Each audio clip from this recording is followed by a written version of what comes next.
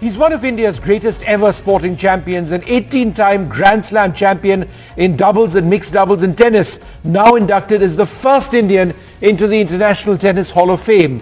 This is an incredible achievement for Leander Paes, who many of us grew up watching.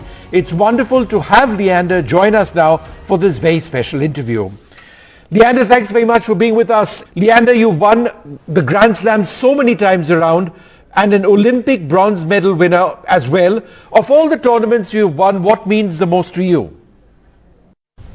That's a really tough question, Vish, because having won 20 Grand Slams, 18 in the seniors, 2 in the juniors, having coveted my Olympic medal in '96, as well as playing 7 Olympics consecutively, which is the world record, and also being the most decorated Asian athlete on the medal podium, it's tough to pick out any one of them. I think that the greatest joy that I've had is to represent our people and our country over 32 years. To have won Wimbledon over 3 different decades, to have won the French Open over 3 different decades, to equal Sir Rod Laver's achievement of doing that is another accolade that I hold dear to my heart. Also, now being inducted into the hallowed halls of the International Tennis Hall of Fame just kind of reaffirms the hard work, the sacrifice, the years of dedication, and not just the hard yards that one's put in, but also the ability to reinvent ourselves. I bow my head in gratitude to my parents, to my siblings, to my coaches, my trainers, and every single fan out there who has done their bit to motivate me and to believe in my journey of achieving excellence. It's not easy to work and run as fast as I run, and to every one of my team, Rick Leach, Bob Carmichael, Gene Mayer, Dave Herman, Sanjay Singh, my parents, my siblings, my managers, Jimmy Dicker and Gitika Taraporwala, to every single one of these people who I've mentioned, I bow my head in gratitude. Also, Vish, one has played with 192 doubles and mixed doubles partners and achieved history in 22 countries. Most of these partners that I've won Grand Slams with, it's been their first Grand Slam victory. Whereas for us, I've been blessed with a 32-year career and won it 20 times. So hence just reinventing oneself to win with these other partners and create history in 22 countries now helps me in the work that I'm trying to do to inspire the youth to also be champions themselves. Now, Leander, before you started winning, you had to sleep in a cold locker room sometimes because you couldn't afford to stay in a hotel. Can you share a story about that experience with us from way back in the day? The journey is always tough, right, Vish, when you come from a country like India where you don't have corporate dollar, you don't have international funds to live in nice warm hotel rooms in the winter in Germany or in the winters in Europe. So hence, yes, one has had to sleep in locker rooms. One has had to spend 1, 2 or 3 francs back in the day to buy a cappuccino for the locker room attendant to convince him that I need to sleep here. And I've been very blessed to have this human equity and human relationships with people in all walks of life, whether it is security guards to open up stadiums late at night when I need to practice 50 serves the night before a Grand Slam final, turn the lights on and convince them to do so then I can master my kick serve that helps me win a Grand Slam at the US Open the next day. Or with a locker room attendant in Wolfsburg, Germany in the winter of 1991, where he locked me into the locker room and said, I will let you sleep here, but I have to lock you in for security. There's one window up there. If any problem happens and if there's a fire in the stadium, you jump out of that window because the alarm's off on that window. Also traveling through New York, where I was coached by Gene Mayer in Long Island. I got mugged at Grand Central Station again in 1991. It seems like that was a hard year, so every day when I change my shirt, there's a big scar on my left chest where I got 23 stitches from getting mugged in Grand Central. That reminds me of the hardships of a professional career that one Indian boy, a young Indian boy, had to travel the world. So tennis is a brutal sport. Tennis is a very demanding sport because 99% of our tournaments, Vish, are outside the country. So in that context, sitting here today, it's easier to speak about the years that have already been accomplished and the accolades and the world records that have already been accomplished. But I'm so proud to be part of a sport that is the only sport to have equal prize money, equal opportunity, equal scholarships to girl child as well as boy child. So in that, now rubbing shoulders with the greats of the game like Billie Jean King, Serena Venus Williams, Bjorn Borg, John McEnroe, Sampras, Agassi, Roger Federer's next in line, Djokovic, Nadal are next in line. To be able to be part of this whole royalty of tennis, so to say, and that to be the only Asian male in the history of the game to be nominated as the player category is quite something. It's quite overwhelming. But I also want to give a big congratulations to Vijay Amitraj and to Richard Evans for being nominated in the contributor category. Both of them have been close to my career and my life, and I'd like to thank Vijay for supporting me through his academy when I was a young boy, and to his mom and his dad, and Anand Amritraj actually, who chose me for the academy. This accolade belongs to every one of them, just as it belongs to every Indian on the planet. It's because of you that I sit here today, and I say thank you to that. Is it your worry that there is no one in Indian tennis at the moment to fill your socks or Mahesh's or Sania Mirza's? Yes, it is. I feel that winning Junior Wimbledon in 1990 started a trend of how tennis was a great sport to play. I feel winning my Olympic medal in singles in 1996 also encouraged a young Mahesh Bhupathi to come out of college, a young Sania Mirza to come out of Hyderabad, a young Rohan Bopanna to come out, to name a few of the Indian stars that played. But in the 90s, Vish, just winning my Olympic medal also encouraged a Chili Rathore in the 2000 games to win his silver medal in shooting, Gagan Narang, Abhinav Bindra. Even now when I meet Neeraj Chopra, he says, Paji ki haal hai, and he says, you know, aapka jo poster jo the hamare arena mein, that used to motivate me that, yaar, Leander Paes jeet sakte hai, to main bhi jeet sakta hu. So to hear these stories is wonderful, to inspire generations of young athletes after covering my Olympic medal. For them to achieve excellence was a wonderful thing. A bit concerned about tennis at the moment that we are not producing the number of children playing the game, which also inspires me, Vish, that one of my next passions in life is in the next 15 years to get 250 million kids playing sport in our country. And that's at the grassroots level, tier 2, tier 3 cities, rural areas, to go out there with my scouts, recognize talent, pick talent, bring them into the academies and teach them the Paes way. That is physical fitness, mental fitness and emotional fitness. It's all coming under an app and a portal which is called the Physical Athletic Education System. And to create the feeder system where 250 million children play multiple sports, but through physical, mental and emotional fitness, the feeder system gets very rich to then get to the top of the pyramid to produce Olympic champions for our country. Leander, your entire career has been based on partnerships. Martina Hingis, Mahesh Bhupathi, which a lot of us had hoped would last longer, but you guys fought. Be that as it may, you've had some wonderful partnerships. What's been the most meaningful for you?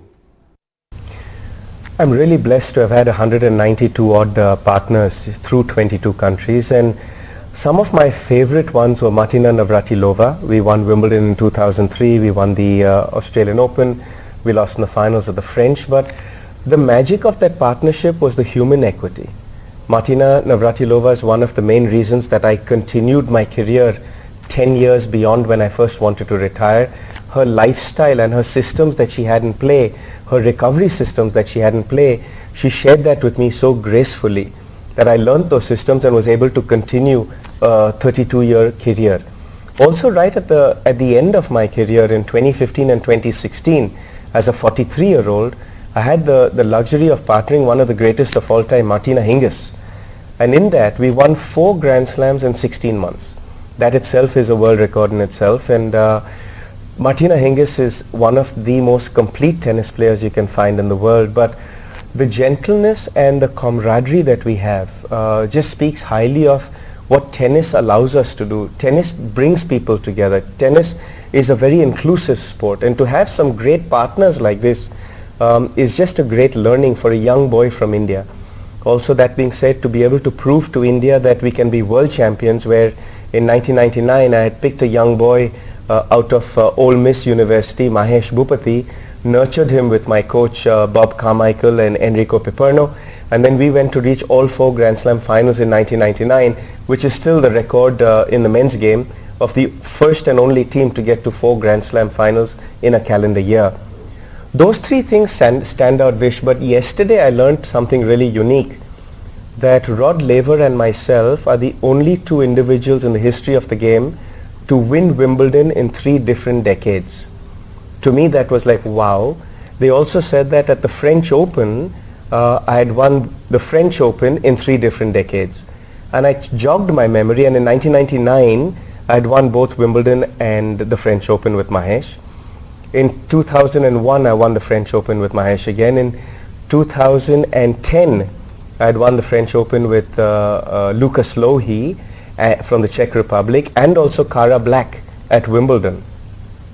And then in 2015 and 16 I won both the French and Wimbledon with Martina Hingis. So the facts of these stats are quite mind-boggling now, to sit back as a 50-year-old, where while I was playing I wasn't focused on them, but now to sit back and just see, from gully cricket and gully football bare feet on Park Street in Calcutta, now to roam the Hall of Fame halls is a very humbling feeling. And like I said, I bow my head to the sport of tennis. I bow my head to every single human being out there who played their part in my career, because this one belongs to everybody. And do you remain in touch with Hingis and Navratilova? What about Bhupati? Yeah, for sure.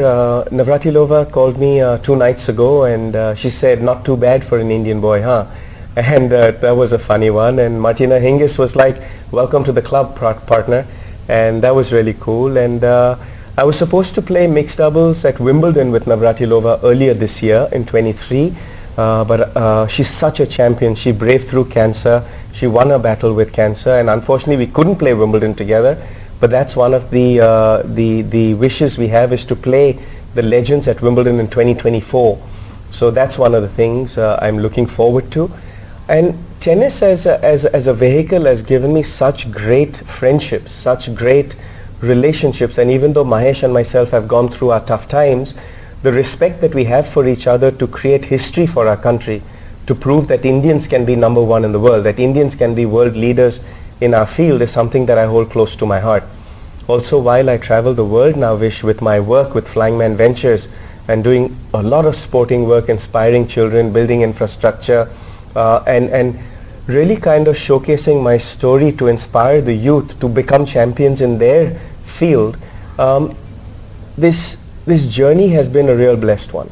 And I am very humbled by the accolades, especially in India, right from winning the Arjuna Award in 1990 to the Padma Shri, to the Padma Bhushan. The adulation and the love that I get from my fellow Indians is really wonderful. And now to be recognized on the global stage with the International Tennis Hall of Fame is not too bad for a young kid who played gully cricket and gully football.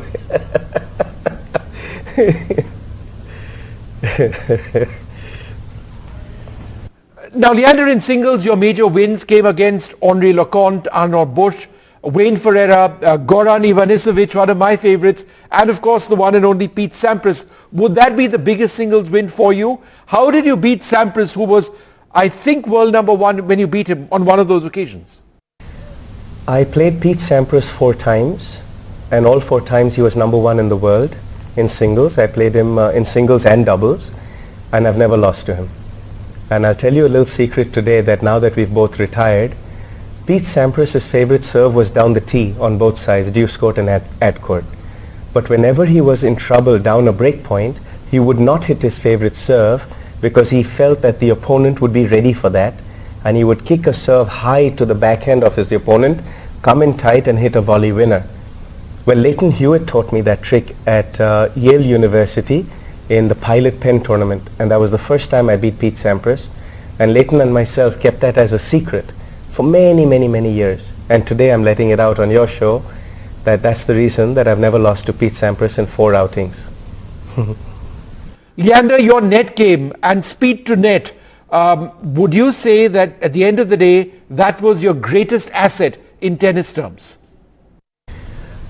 One is, I think it was a lot of misspent youth as a kid. My dad got me playing a lot of video games, and the eye-hand coordination, which is what he was getting me to do in video games as a fun teaching, I realized later that was actually a very smart psychological game that my dad did with me. So hence one got these really fast hands that I pride myself that if anything falls on the table with my group, it will not hit the ground. And I practice that every day along with my martial arts and so on and so forth.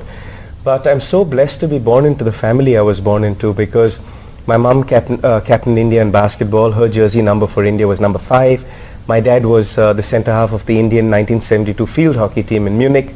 His jersey number was number 10. But because of my father's immense knowledge of sports education and sports science, being a sports science doctor, and on the other side wearing the hat as an Olympic champion, he understood the nuances of the mental game.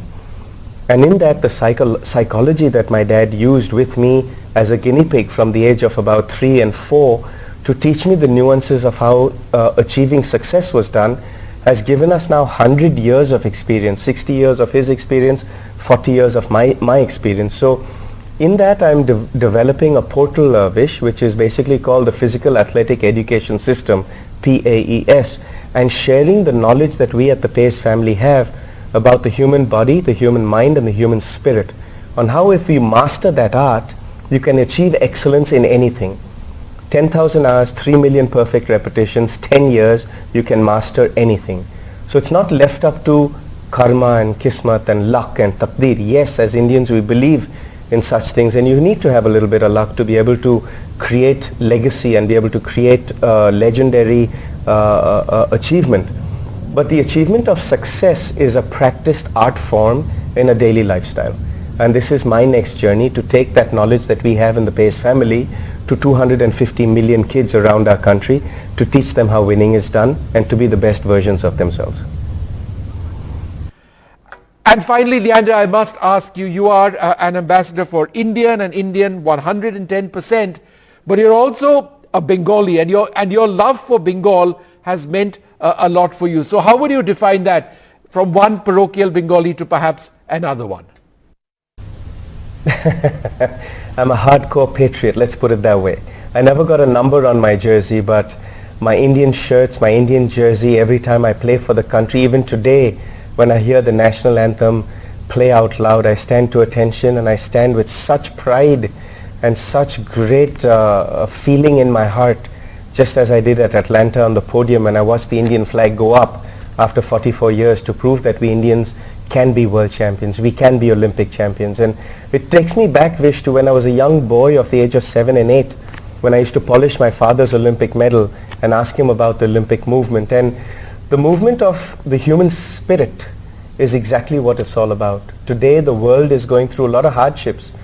There's wars going on in certain parts of the world, economies are falling in other parts of the world, the cost of living and inflation is going up at 6-7% across the world. People are losing their jobs post-COVID. To sit here today and celebrate the spirit of the human body and mind and inspire people and motivate people is a responsibility I take very dearly. To be able to motivate every young kid whose autograph I sign or whose picture I take, it could be my millionth one, but it could be there first. And to be able to make a difference in a human being's life, where they might be going through stresses of home and stresses of family and stresses of job and stresses of finances. But to bring happiness to people, Vish, is a great honor. And that's one that the Flying Man Ventures, the company that I work under, or being a patriot or being a human being on this planet, to be able to bring happiness to people is a wonderful way to live my life.